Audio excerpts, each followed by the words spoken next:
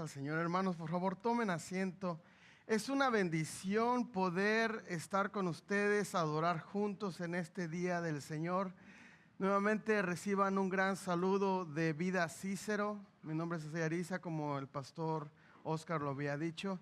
Y en verdad que es una bendición estar con ustedes, cantarle al Señor, aprender juntos la palabra. Y es que vamos a iniciar. Como al principio del servicio hicimos una lectura bíblica que es el Salmo 19 y es lo que vamos a estar hablando en esta mañana. Pero antes de iniciar con ello, quisiera contarles una historia acerca de el pastor y teólogo reformado Jonathan Edwards, ese gran puritano del siglo XVIII. Y él cuenta en uno de sus libros, de sus memorias, él dice que él estaba montando a caballo cuando tuvo una experiencia que él mismo describe en uno de sus diarios. Y él dice, y cito: mientras contemplaba el campo, los árboles, el cielo y todo lo que lo rodeaba, dice, fue profundamente impactado por lo que veía. No era solo la naturaleza, sino que él percibía algo más.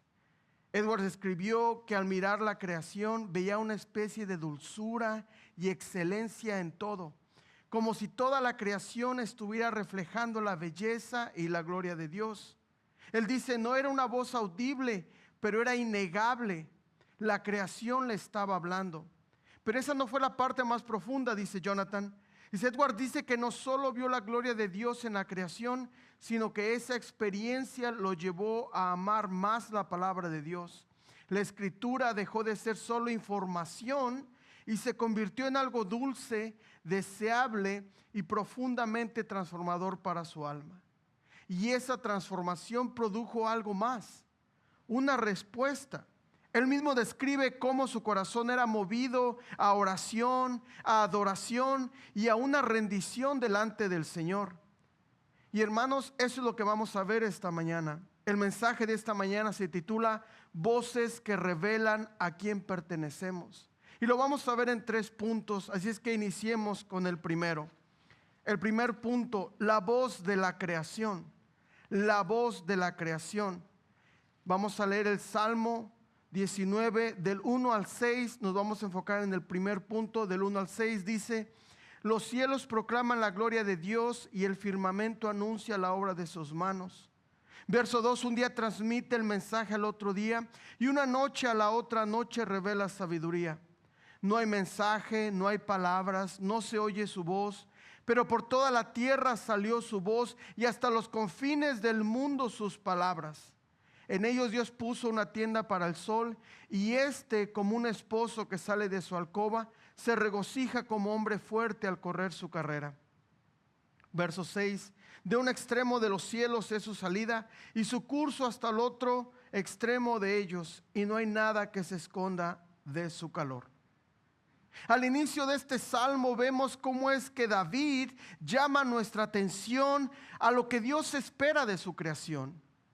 Recordemos el primer punto, la voz de la creación. En esta primera mitad del verso 1 nos muestra una acción. ¿Qué están haciendo los cielos? Dice el verso 1, la primera mitad, los cielos cuentan la gloria de Dios. Ahora es muy interesante porque David usa una palabra muy importante para describir el lugar específico donde esta demostración de gloria sucede.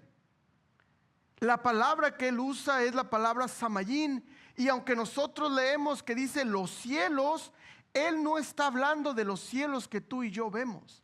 Él está hablando del cielo donde el Señor habita, en su reino, donde Dios mora.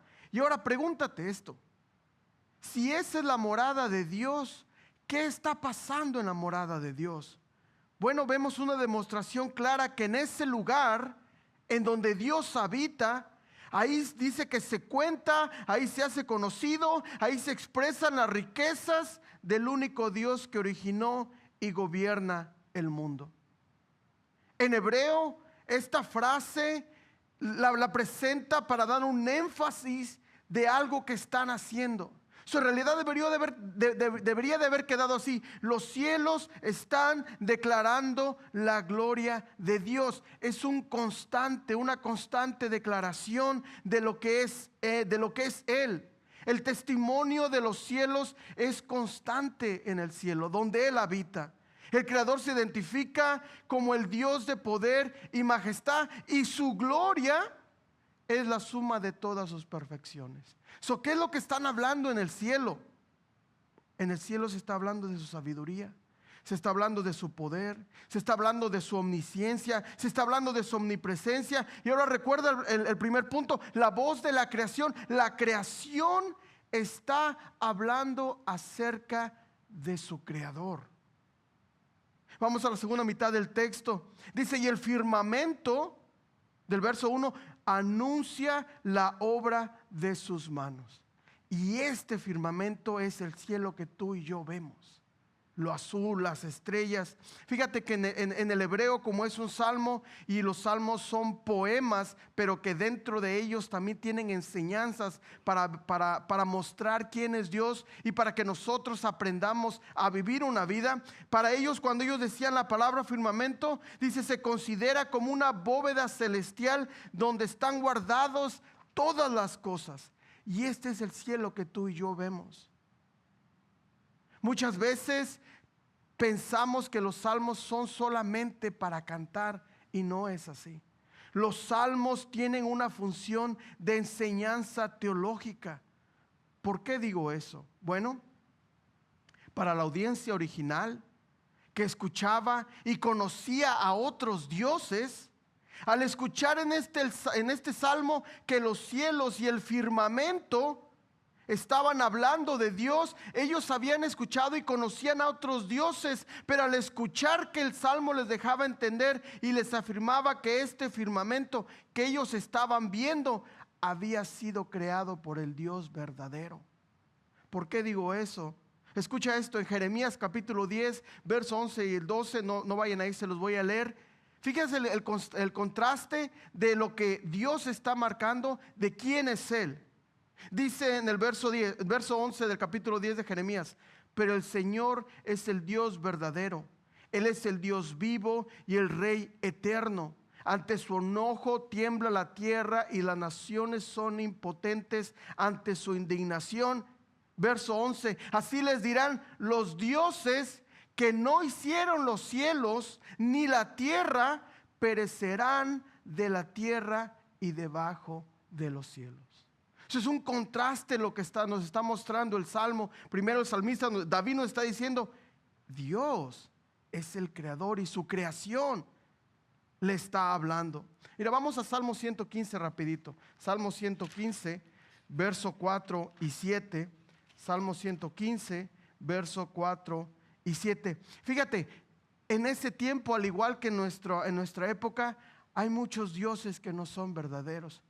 Pero la palabra nos dice, mira, este es el contraste del Dios que sí crea, el Dios que es verdadero y aquellos que no. Salmo 115, verso 4 y de 4 al 7, y dice, los ídolos de ellos son plata y oro, obra de mano de hombre. Tienen boca y no hablan, tienen ojos y no ven, tienen oídos y no oyen, tienen nariz y no huelen, tienen manos y no tocan, tienen pies y no caminan, no emiten sonido alguno con su garganta. Entonces, cuando David está hablando que el Dios verdadero es el creador, los hace entender, les muestra quién en realidad es. Y anuncia que este firmamento que el Señor ha creado declara enfáticamente y con autoridad, y aún responde como si hubiera una pregunta antes. O sea, la pregunta en el verso 1 no se ha hecho, pero es una pregunta no imaginaria, pero como si se hubiera hecho antes de ¿quién es quien proclama la gloria de Dios? Dice, los cielos, el firmamento. ¿Pero qué proclaman? El trabajo o el producto de las manos del Dios verdadero. Porque al final del verso 1 dice, y el firmamento anuncia la obra de sus manos. Algo que los ídolos en el Salmo 115 dice, tienen manos pero no pueden hacer nada. No pueden hacer nada. Amados, las guerras y disturbios y problemas en nuestra vida diaria a menudo encubren la gloria de Dios porque desvían nuestra atención que debemos de poner en nuestro Creador. La implicación de esta porción del texto es que el cielo y firmamento proclaman algo de Dios. Los dos verbos de declarar y proclamar expresan la revelación continua de los cielos.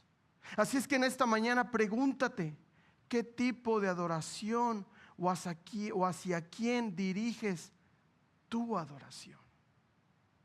¿Qué es lo que te está quitando de la mente y de la atención del Señor? Si los cielos, si el firmamento declara la gloria del Señor, ponte a pensar qué es lo que estás haciendo tú todos los días. Vamos al verso 2. En el verso 2 hay una alternancia porque dice el día y la noche, y dice la primera parte del verso 2, dice un día transmite el mensaje al otro día. En esto vemos de que el día y la noche revela la constancia del Creador, de la creación de Dios, pero primero le toma el turno al día. ¿Y qué hace el día? Dice, transmite el mensaje al otro día. Ahora, esta palabra transmite en hebreo nos da un sentido bastante especial, porque cuando escuchamos dice transmite, pues nada más dar el mensaje, pero no es así. En hebreo nos da el sentido de que no solo transmite, sino que rebosa como la espuma. Dentro del día, así como ustedes están echando en un día bien caluroso una coca bien fría en un vaso y la espuma está subiendo, eso es el día. En eso está pasando el día, está rebosando el mensaje, está rebosando. O sea, el día no puede contener el mensaje que quiere dar. Recuerda, el día, algo que no tiene vida. Obviamente estamos hablando en sentido figurado, pero nos está dando la idea de cómo debe de ser nuestra adoración, de cómo debe de ser nuestra voz. Dice la segunda parte del verso 2: y una noche a la otra noche revela la sabiduría. Ya vimos qué hace el día, ahora vemos qué hace la noche. La noche revela ese razonamiento o esa percepción que fue suplida por Dios. Pero amados, no solo es para dar el mensaje, sino para revelar el conocimiento, para aplicarlo a nuestra vida. Todo lo que nosotros aprendemos de Dios no solamente es para guardarlo en nuestra mente, no, es para aplicarlo. Decía el pastor en su oración que no solamente seamos oidores de la palabra, sino que seamos hacedores de la palabra, porque a través de que somos hacedores de la palabra, nuestra voz va a salir. El mensaje del Señor va a salir, que lo que tengamos dentro de nosotros que conocemos acerca de Dios rebose de nuestro corazón. Fíjate, el universo, aunque no habla, testifica continuamente de su creador desde el principio, y nadie puede escapar a esa voz en la naturaleza. Veamos los siguientes versos. En el verso 3 dice: no hay mensaje, no hay palabras, no se oye su voz, no hay mensaje, no hay palabras. Ahora, fíjate, es súper interesante. Por alguna razón el mensaje o la voz de Dios no está en un lugar, y es raro, porque venimos de dos versos donde el cielo y el firmamento no paran de hablar de Dios. Amada iglesia, aunque la creación no habla con palabras audibles, es oída su voz. Su mensaje es escuchado por toda la tierra y hasta el extremo del mundo. La noticia dada por la naturaleza que habla de la gloria de Dios alcanza a todas las naciones y es igualmente inteligible en todas ellas, pero por una razón. Vamos a Romanos capítulo 1, verso 18. Romanos capítulo 1, verso 18. ¿Cuál es la razón? Del 18 al 20. Dice: porque la ira de Dios se revela desde el cielo contra toda impiedad e injusticia de los hombres, que con injusticia restringen la verdad, Pero lo que se conoce acerca de Dios es evidente dentro de ellos, pues Dios se lo hizo evidente porque desde la creación del mundo, sus atributos indivisibles, su eterno poder y divinidad se han visto con toda claridad, siendo entendidos por medio de lo creado, de manera que ellos no tienen excusa. Amados, la creación del Señor la creó para algo, para que ninguno de nosotros en nuestra sociedad pueda decir: yo no conocí de Dios, yo no sé quién fue Dios. No tienen excusa. Nadie puede poner como excusa que nunca ha oído de las majestades de Dios. Porque hasta lo que tú y yo vemos que no es un ser viviente, no deja de glorificar a Dios. Y quiero ser bien claro, no es de que cuando sales al parque y en los pajaritos escuchas a Dios. No, esa es la creación de Dios. O vas al parque, o vas de vacaciones y ves las cascadas y dices: oh, ahí encuentro a Dios. No, eso es una religión falsa. Aunque Dios está en todo lugar, su presencia es única. Solamente que lo que vemos es lo que proclama quién es Él, su poder, su fuerza. Ya vimos que el cielo, el firmamento, el día, la noche, no dejan de hablar y glorificar a Dios. Amados, ¿qué hacemos en nuestra vida para glorificar a Dios? ¿Cómo llevamos nuestra vida íntima con el Señor? ¿Le traemos gloria a Dios? ¿O solamente es cuando venimos a la iglesia y venimos y cantamos y venimos y levantamos las manos? Pero ¿qué cuando nadie nos ve? ¿Qué cuando estamos solamente con nuestra esposa, con nuestro esposo sentados hablando porque tenemos un problema? Sigamos en el verso 4. Dice: pero por toda la tierra salió su voz, y hasta los confines del mundo sus palabras. En ellos Dios puso una tienda para el sol. Ahora, en este verso dice: Dios puso un límite en esos confines, y Él puso una tienda para el sol, esa figura dominante de los cielos. Y nuevamente debemos de trasladarnos al tiempo cuando David estaba escribiendo esto. Porque al principio de los primeros dos versos vimos cómo es que el verdadero Dios creaba todo, o creó todo. Y ahora está hablando que dice: ahora el Señor ha puesto una tienda para el sol. O sea, ha puesto un cuartito, lo que tú quieras llamarle, para que el sol esté en un lugar. Recordemos que culturalmente en ese tiempo el Dios era adorado como un Dios.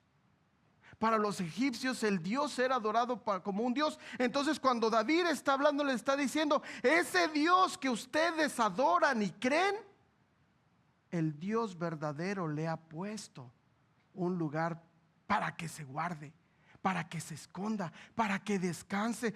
Vemos el nivel de Dios que nosotros tenemos y el nivel de Dios falso en el cual ellos creían.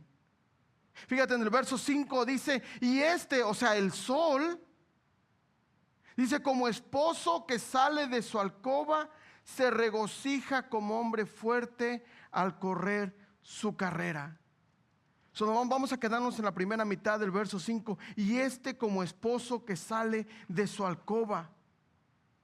Este sol es representado que sale de su cámara nupcial.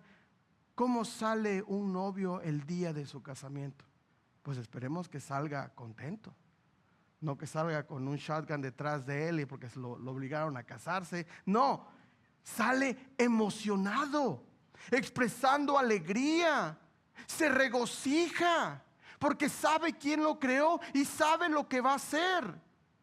Dice en la segunda mitad del verso 5, dice: se regocija como hombre fuerte al correr su carrera. Ahora ese sol no solamente sale como un esposo, sino sale como un atleta que se alegra cual gigante para correr el camino y seguir su curso. No solo, acaba de salir donde estaba guardado y ahora salió contento, pero ¿para qué sale? Para mostrar la gloria de Dios. Para mostrar la gloria de Dios. Amados, estos versos hacen algo más que solamente hablar de la naturaleza como evidencia de la gloria divina, sino que también derrumban las creencias paganas que en ese tiempo tenían. Porque las mismas imágenes que ellos tenían en su mente para referirse al Dios Sol, ahora ese Dios Sol se está sometiendo al Dios verdadero. Y fíjate, solamente apenas estamos hablando de la creación de Dios. Apenas estamos hablando de lo que cosas inanimadas están haciendo. Dice en el verso 6: de un extremo de los cielos es su salida, y su curso hasta el otro extremo de ellos, y no hay nada que se esconda de su calor. El hecho de que nada esté oculto del sol refuerza la idea de que el mensaje de la gloria de Dios es tan evidente como el objeto más visible y poderoso de su creación. Amados, recordemos el primer punto: la voz de la creación. Amados, aunque el testimonio de la creación es maravilloso, el testimonio de la creación es limitado. ¿Por qué digo eso? Porque la creación puede revelar a Dios el Creador, pero no puede revelar a Dios el Redentor. Nadie puede encontrar salvación al ver la majestuosidad de las montañas. Nadie puede encontrar salvación con solo ver qué es lo que Dios ha creado. Dice Primera de Corintios capítulo 2 versos 9 al 10, se los voy a leer, no tienen que ir ahí.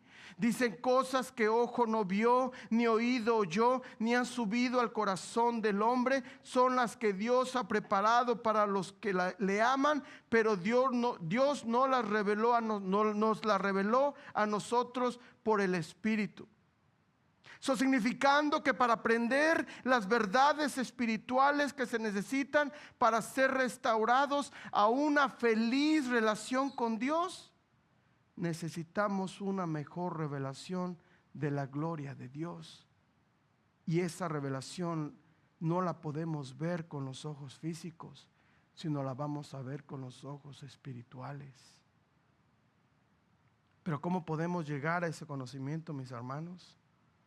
Pues para responder a esa pregunta vamos a pasar al segundo punto: la voz de Dios.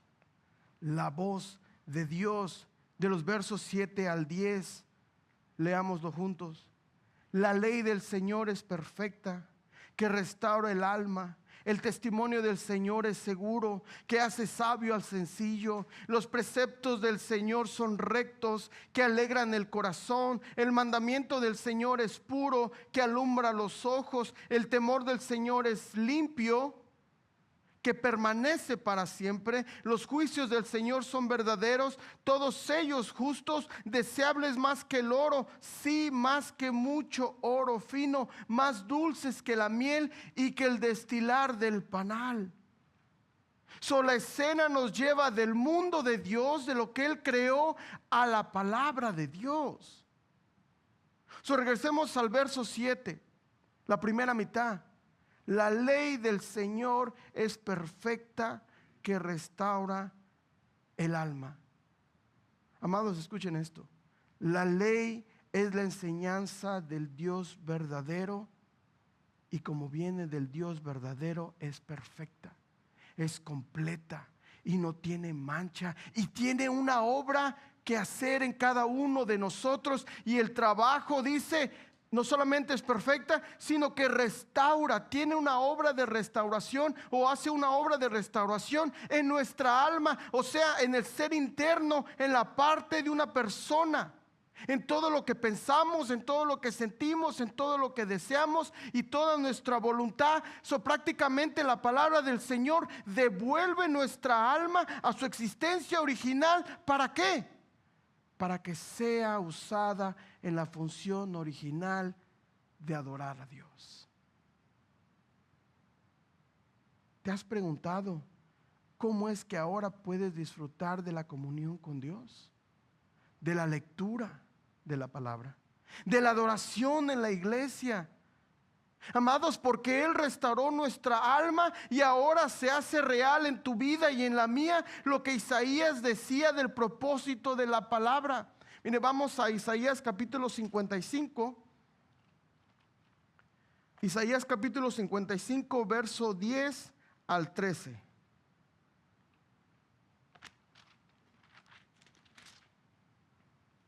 Verso 10 al 13.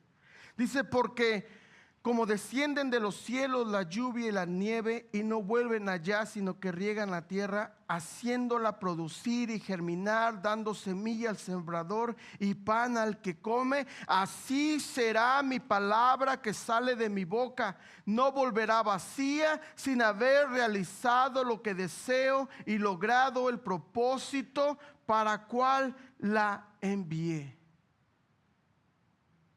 El Señor a través del profeta nos está diciendo que como la lluvia cumple eficazmente su propósito, que produce fruto y transforma, va a traer gozo, paz y gloria permanente a Dios a través de lo que nosotros estamos escuchando, a través de creer la palabra de Dios.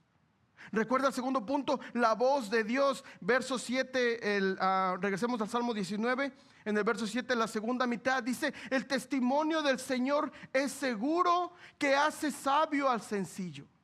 El testimonio o esa declaración solemne de Dios, hecha bajo juramento como un parte de pacto, ¿qué hace? Da testimonio del Dios verdadero. Amados, si Dios no existe, su palabra no vale. Si Dios no es el Dios verdadero, lo que Él dice no vale. Pero como la palabra de Dios viene de Él, 1 Timoteo capítulo 3 verso 16 dice: toda palabra es inspirada por Dios o sale de la boca de Dios. Toda palabra, desde Génesis capítulo 1 hasta el último capítulo de Apocalipsis, todo eso es de Dios. El testimonio de Él tiene como una meta. Fíjate, dice el verso: hace sabio al sencillo.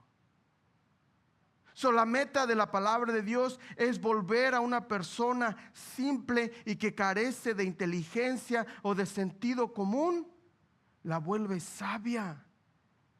Pero no solamente la vuelve sabia para ser el más inteligente, no, nos vuelve sabios para actuar con un buen juicio, porque lo que antes hacíamos no le traía gloria a Dios, pero después de leer la palabra, ahora puede entender lo que hago en mi vida, que debe de ser darle gloria a Dios. Decía Pablo: todo lo que hagas, todo lo que digas, todo lo que bebas, hazlo para la gloria de Dios. Amados, eso incluye toda parte de nuestra vida, lo que vemos en la tele, lo que vemos en el teléfono, lo que escuchamos, nuestras pláticas, lo que texteamos, todo debe de llevar el propósito de darle gloria a Dios. Porque no solamente le damos gloria a Dios cuando estamos en la iglesia. La adoración no solamente es cantar, la adoración es vivir, también es vivir una vida que le traiga esa glorificación al Señor con nuestra vida.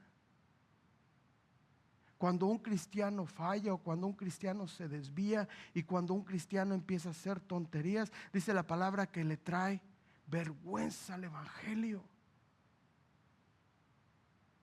Amados, las escrituras dan sabiduría que conduce a la salvación por medio de la fe en Cristo Jesús.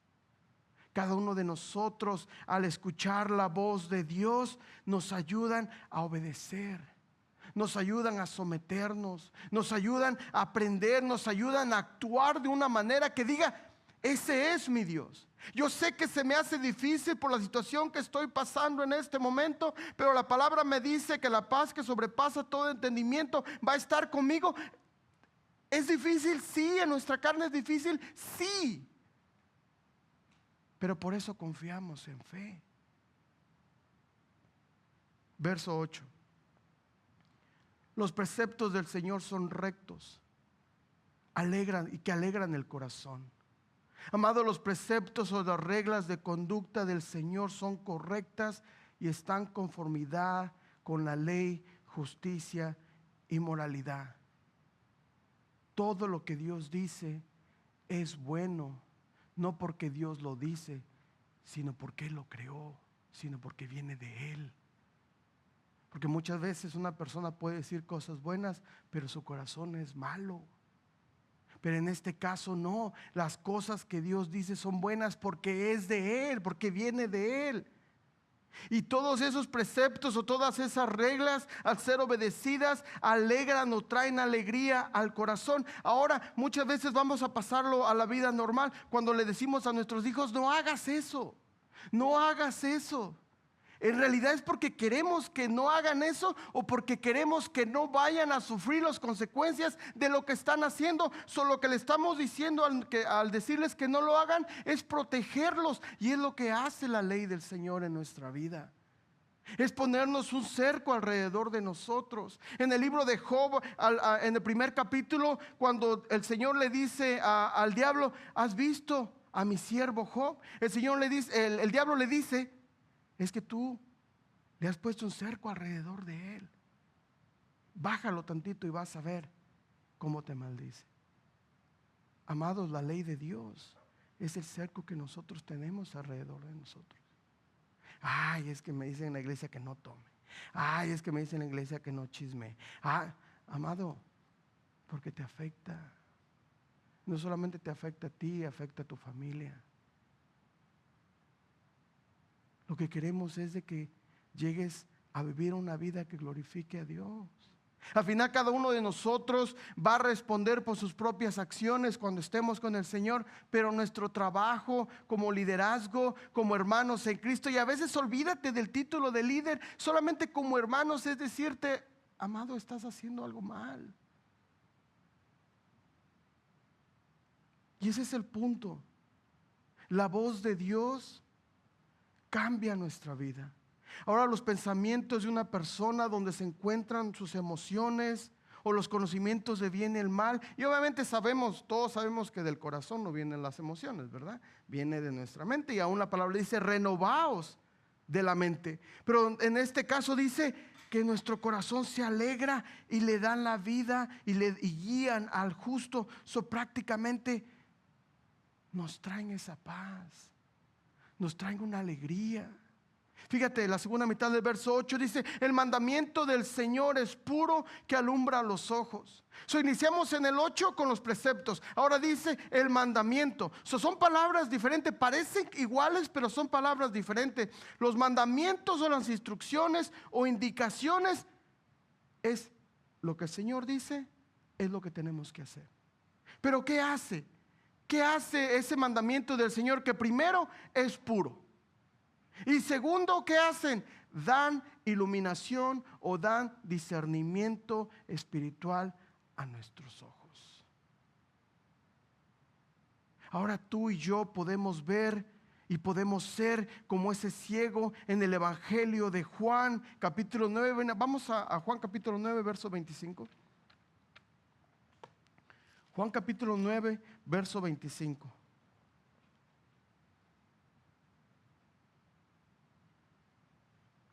Después de que los fariseos le estaban diciendo: ¿cómo es posible que este era el ciego que estaba ahí? Llega al 25 y el ciego les dice. Entonces él le contestó: si es pecador, hablando de Jesús que lo había curado, dice: no lo sé, pero una cosa sé, que yo era ciego y ahora veo. Amado, eso es lo que hace la voz del Señor. Eso es lo que hace la voz del Señor en nuestro corazón. Primero nos alegra y dice: nos alumbra los ojos. Amados, se necesita la palabra de Dios para recobrar el hombre a su estado, de su estado caído a un estado de gloria. Se necesita la palabra de Dios y los preceptos y los mandamientos de Dios, porque son los medios que usa el Espíritu Santo para alumbrar nuestros ojos. Y eso nos lleva a tener una visión y sentido de nuestro pecado y miseria, y nos dirigen en el camino del deber. Muchas veces cuando venimos con el Señor y dice, no, ¿sabes qué? Es que ya no peco, ya no robo. Pero la palabra del Señor dice, el que robaba, no robe más y trabaje. No solamente es dejar de hacer lo malo, sino que ahora tenemos que hacer lo bueno. Y eso es lo que hace la voz de Dios en nuestros corazones. Nos alegra el corazón, nos alumbra los ojos. Luego dice en el verso 9, el temor del Señor es limpio, que permanece para siempre. Ahora, el temor o ese sentimiento de profundo respeto por alguien, en este caso Dios, es limpio y puro. Pero no solo eso, mis amados. Ese temor dura, ese temor está vigente para siempre. Ahora, el temor del Señor no es un miedo que se experimenta hacia un amor tiránico y áspero. Cuando Moisés se presenta en el monte Sinaí ante el Señor, dice que Moisés tuvo temor, pero no es un temor de espanto, es un temor de reverencia al Señor. Esa reverencia sana o respeto que el hombre le debe a Dios. Y en ese sentido es que podemos temer y amar a Dios al mismo tiempo, porque nuestro corazón fue alegrado, porque nuestros ojos han sido abiertos y ahora ese temor vive en nosotros. Y si tú todavía no tienes ese temor, ponte a pensar. Medita en tu corazón y en tu mente. Decía un autor acerca del temor, y cito, el temor de Dios es prácticamente sinónimo lo que nosotros llamaríamos piedad. Esa piedad que está en nosotros. Amado, este temor es limpio desde el punto de vista moral. No es una inclinación pasajera ni un impulso transitorio, sino que ese temor permanece para siempre. Y es lo que como creyentes debemos de mantener en nuestro corazón. Ese temor en todo lo que hacemos. Segunda parte del verso 9 dice, los juicios del Señor son verdaderos, todos ellos juntos. Los juicios o la justicia, las resoluciones de lo que está bien o mal sobre asuntos legales, son verdad, son fieles, son confiables, porque vienen del Señor. La justicia que viene del Señor es correcta porque el Señor es un juez justo. Y esa es la diferencia entre el juez verdadero que es Dios y los jueces humanos. Amados, los juicios no solamente son justos, sino que el temor y los juicios del Señor se encuentran en la palabra que Él nos ha dado.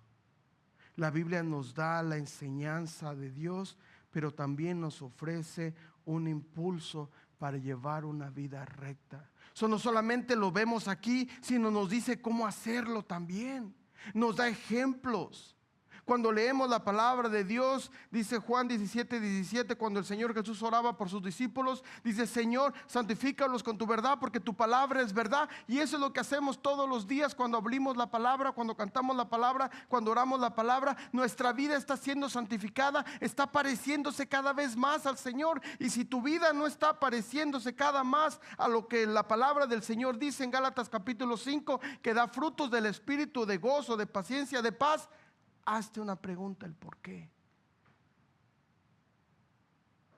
Porque tal vez todavía no has abierto tu corazón y no has entregado todo lo tuyo hacia el Señor.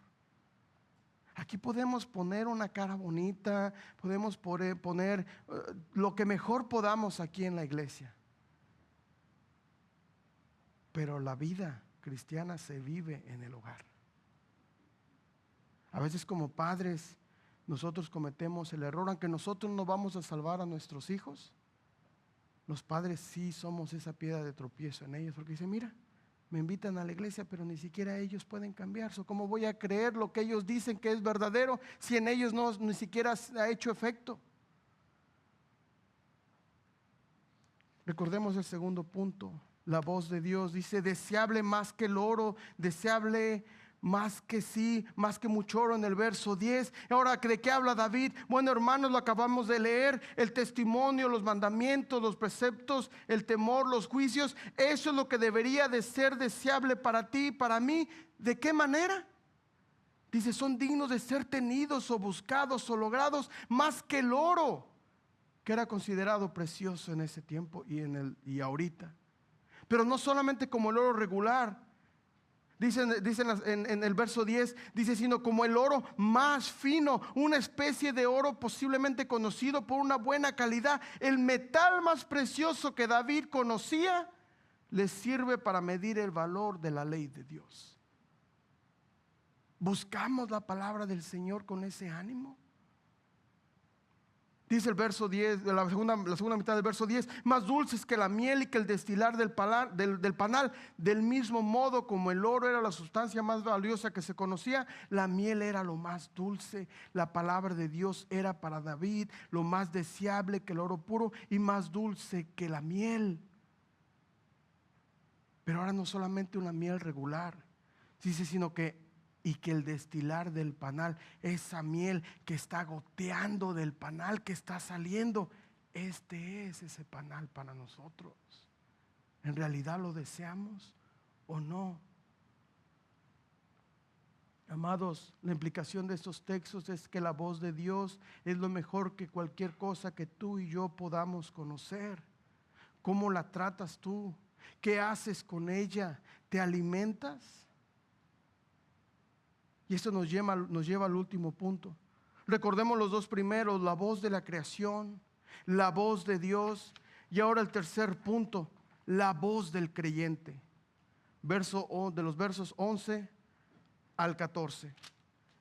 Dice, además, tu siervo es amonestado por ellos, en guardarlos hay gran recompensa. ¿Quién puede discernir sus propios errores? Absuélveme de los que me son ocultos. Guarda también a tu siervo de pecados de soberbia, que no se enseñoreen de mí. Entonces seré íntegro y seré absuelto de gran transgresión. Sean gratas las palabras de mi boca y la meditación de mi corazón delante de ti, oh Señor, roca mía y redentor mío.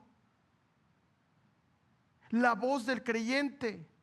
En el verso 11, David sabe que la instrucción de Dios es tanto una promesa de bendición como una palabra que corrige, porque acabamos de ver todo lo que estaba pasando en los últimos dos puntos. Él decía que la palabra del Señor es como la miel, es como el oro, pero dice, tu siervo es amonestado por ellos. Este esclavo o David como adorador es enseñado y advertido por la ley, por los preceptos, los mandamientos, el temor y la justicia de los versos de lo que vimos en los versos 7 al 9. Y él dice, en guardarlos hay una gran recompensa.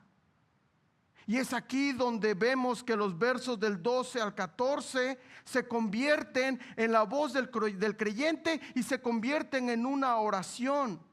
Porque inicia con una pregunta retórica en el verso 12: ¿quién puede discernir sus propios errores? Amados, ¿quién podrá percibir mentalmente sus errores o equivocaciones o ese mal que es cometido por no conocer los requisitos morales? Nadie. Debe de haber un trabajo en la vida de nosotros, un trabajo del Espíritu Santo en el corazón de uno de nosotros, porque llegamos y cuando tú le presentas el evangelio a alguien, dice, yo soy bueno, yo no necesito de tu Dios. Es por eso que cuando nosotros evangelizamos, no evangelizamos con nuestro testimonio, evangelizamos con la palabra del Señor. Porque si nos ponemos y le decimos, mira, yo antes era borracho, yo antes le pegaba a mi mujer, yo antes era esto, yo antes era otro, te vas a encontrar a una persona que dice, yo no hago eso. Yo amo a mi mujer, yo amo a mis hijos, yo soy buen trabajador, yo pago mis impuestos, hasta papeles tengo en este país, pues. Tú sí necesitabas a tu Dios. Tú sí necesitabas a ese Dios. Amados, cuando nosotros vemos que dice en esta oración de David, dice, ¿quién puede percibir mentalmente sus errores?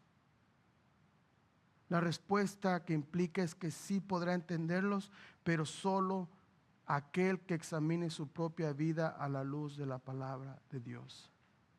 Verso 12, la segunda mitad del verso 12, Dice, absuélveme de los que me son ocultos. El siervo o David pide en su oración. Dice, absuélveme o líbrame de esos pecados que no tiene información que los comete. Esos pecados que el ojo puede ver, los pecados de la vida. Pero dice el salmista, no me satisface solamente entender mis errores, sino también le preocupan los pecados que están guardados en su corazón. David implora la limpieza divina de tal pecado secreto. Y amados, esta oración es un gran ejemplo para nosotros. Oremos al Señor para que nos muestre en qué área oculta de nuestra vida estamos faltando a su palabra. La voz del creyente, verso 13, dice, guarda también a tu siervo de pecados de soberbia. Esta oración sigue, inició con un líbrame y ahora dice guárdame. Él reconoce que no tiene los recursos para conocerse a sí mismo ni para controlarse completamente, por lo que sabiamente pide a Dios que lo ayude. Y mis amados, qué imagen tan más clara de nuestra propia vida. Porque ¿sabes quién es el peor pecador que conoces? Mírate al espejo todos los días. Solo tú y yo sabemos de esos pecados en nuestra intimidad. Las inquietudes de David reflejan la actitud de un discípulo que va madurando y que por la gracia de Dios y sus provisiones hace frente a sus pecados y no los niega. Él pide que no sea entregado a las arrogancias, al comportamiento audaz o arrogante que nos hace decir, yo soy bueno, yo no necesito ir a tu iglesia. Dice guárdame, y en la segunda mitad del verso 13 dice que no se enseñoreen de mí. Que los errores del verso 12 y las soberbias del verso 13 no se enseñoreen de él, que no ejerzan una autoridad. David le está diciendo, Señor, ayúdame porque no quiero que se enseñoreen de mí, porque tú eres mi Señor. Entonces, cuando esos pecados no se enseñoreen de él, en ese momento el esclavo será puro, sin mancha y sin reproche, y estará libre de culpa. Y entonces, ¿qué pasará? Dice la tercera mitad del verso 13, entonces seré íntegro y seré absuelto de gran transgresión. Ahora esos errores y soberbias no podrán pronunciar cargos criminales contra él. Mis amados, solamente la intervención de Dios, su revelación al corazón humano, hace posible una actitud humilde, dependiente, que acepta la corrección y busca el perdón y la protección divina. Recuerden el punto, la voz del creyente para el último verso. Dice verso 14, sean gratas las palabras de mi boca y la meditación de mi corazón delante de ti. Sean gratas es una frase que a menudo es asociada con aceptación por parte de Dios de unos sacrificios literales, pero ofrecidos de una forma apropiada. Esta oración no es aislada, mis hermanos. David conocía la palabra de Dios y el deseo de ser obediente a los mandatos de Dios se remonta al tiempo de Josué. Y lo que Dios les mandó a hacer todos los días. Mira, vamos a Josué rapidito. Josué capítulo 1, verso 8. ¿Qué es lo que el Señor les había dicho que tenían que estar haciendo? Josué capítulo 1, verso 8. Dice, en este libro de la ley no se apartará de tu boca, sino que meditarás en él día y noche, para que cuides de hacer todo lo que está en él escrito, porque entonces harás prosperar tu camino y tendrás éxito. Amados, la palabra meditación en el original nos da un sentido de melodía. Dice David, que mi meditación, que la melodía de mi corazón sea aceptable y placentera ante ti, Señor. Sí podemos venir a cantar aquí, sí podemos hacer lo que queremos, pero dice, pero que lo que sale de mi corazón, esa canción hacia ti, sea agradable, sea un sacrificio agradable, sea obediencia agradable. Pero porque ante Dios David culmina su oración dirigiéndose al Señor? Dice, oh Señor, roca mía y redentor mío. Dice que la melodía de mi corazón sea agradable a ti, oh Señor, roca mía y redentor mío. Amados, la oración y dependencia de David en el Señor es la misma que todo cristiano que reconoce sus limitaciones clama a Cristo, que esa sea nuestra oración diaria. El Señor Jesucristo, en el cual toda rodilla se dobla y dice: en Él ahora tengo justicia y fuerza, como dice Filipenses. En esa roca espiritual de la cual en el Antiguo Testamento bebían de ella, y esa roca dice que era Cristo, ahora tú y yo bebemos diariamente de ella. Amados, porque ninguna oración es aceptable para Dios si no se ofrece en el poder de nuestro Redentor divino, que nos redimió de la maldición de la ley, habiéndose hecho maldición por nosotros, y que tomó nuestra naturaleza por sí mismo. ¿Para qué? Para redimirnos para Dios y restaurar la herencia que habíamos perdido hace mucho tiempo. Como conclusión, recordemos los 3 puntos que vivimos hoy. La voz de la creación, de verso 1 al 6, todo lo que creó Dios está diseñado para rendirle adoración que no se puede contener, ni en todo el mundo, firmamento o en la tierra. La voz de Dios, los preceptos de Dios renuevan, devuelven el alma a su diseño original, que es alabar a Dios.